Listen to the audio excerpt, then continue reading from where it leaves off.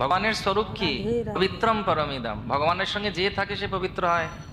মঙ্গলম ভগবান বিষ্ণু মঙ্গলম গরুড়ধ্বজ মঙ্গলম পুণ্ডরীকাক্ষ মঙ্গলায়তন হরি।